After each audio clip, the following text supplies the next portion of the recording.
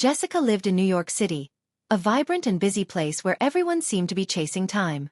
She was a motivational speaker who often talked about relationships, personal growth, and the little things that make love stronger.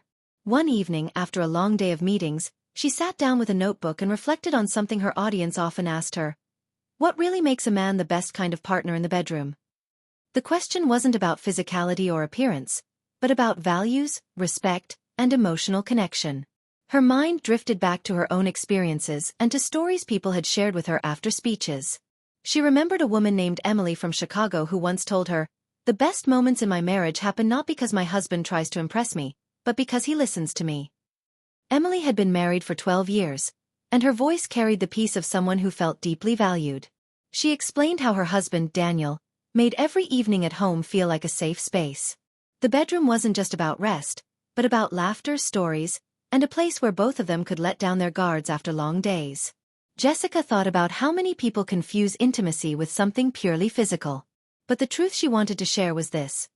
Men who are attentive, patient, and gentle in the bedroom are the ones who create lasting bonds. She remembered Michael, a teacher from Los Angeles, who had shared his own journey with her. He told her how he once believed that being strong and in control was what made him a good partner, but later learned that kindness and humility made the biggest difference.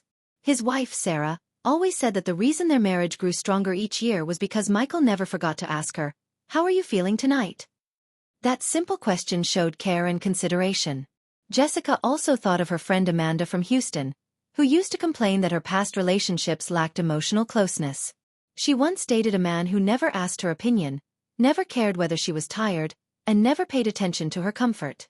It wasn't until she met David, a thoughtful man who worked in architecture, that she discovered what true partnership felt like. David made sure their bedroom was a place of peace. Clean, warm, filled with small gestures like soft lighting, fresh flowers, and sometimes a cup of tea before bedtime.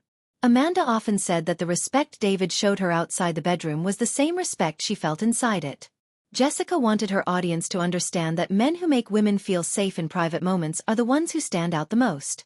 Safety wasn't just about locks on doors, but emotional safety. Knowing that no matter what the day had brought, their partner's presence was like a shield against the world. She remembered a story from Matthew, a firefighter in Boston.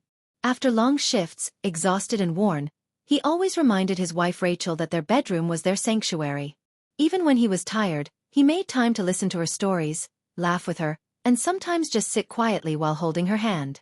Rachel once told Jessica, "That's the kind of love that heals you every single day." The bedroom, Jessica realized, is often misunderstood. People think it's only about physical connection, but in truth, it's about communication, trust, and care. Men who bring gentleness into those private spaces are the ones who end up being remembered as the most loving partners. It isn't about grand gestures but about consistency. Checking if the window is closed so their partner isn't cold. Remembering the little details like which side of the bed she prefers. Making space for laughter, for deep talks, for quiet prayers, or simply sharing silence together. Jessica recalled one powerful example from her cousin Ethan, who lived in Seattle. Ethan and his wife, Claire, had gone through a rough period when Claire lost her job. She felt defeated and anxious. Ethan turned their bedroom into a place of encouragement. Each night, instead of letting her spiral into stress, he reminded her of her strengths. He would read aloud from a journal he kept about the things he admired in her. Over time, those evenings gave Claire the courage to rise again, and soon she found a new career. She always said that Ethan's support in those private quiet moments was what saved her spirit. With all these stories flowing in her mind, Jessica realized that her message was simple yet powerful. Men who make women feel respected in the bedroom are the ones who build lasting love. They are patient listeners, kind companions, and partners who never forget that intimacy is about the heart first. The next day, Jessica stood on stage at a community event in Dallas. The room was filled with couples, young and old, listening carefully. She shared the stories of Emily and Daniel, of Michael and Sarah, of Amanda and David, of Matthew and Rachel, of Ethan and Claire. She told them that true intimacy is about emotional generosity. The audience leaned in, nodding as she explained that small gestures of respect leave the deepest impressions. "Ladies and gentlemen," she said warmly, "the men who do this in the bedroom are the most unforgettable partners. They protect your peace. They honor your presence. They never make the space about themselves alone, but about creating a safe, joyful, and comforting atmosphere. That is what makes them the best. As she finished, the crowd erupted in applause, not because her words were grand, but because they touched something real. Many women wiped tears from their eyes, and many men nodded in agreement, realizing that respect and kindness were the true foundations of intimacy. That evening, Jessica returned home, reflecting once more. She looked around her own bedroom and smiled. A vase of fresh lilies sat by her nightstand, a book she loved rested on her pillow, and the city lights sparkled outside her window.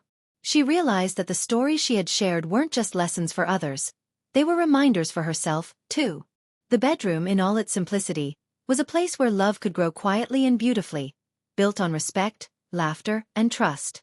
And so, Jessica's speech spread widely, reminding everyone that at the end of the day, what matters most isn't perfection or performance, but the heart you bring into those quiet spaces.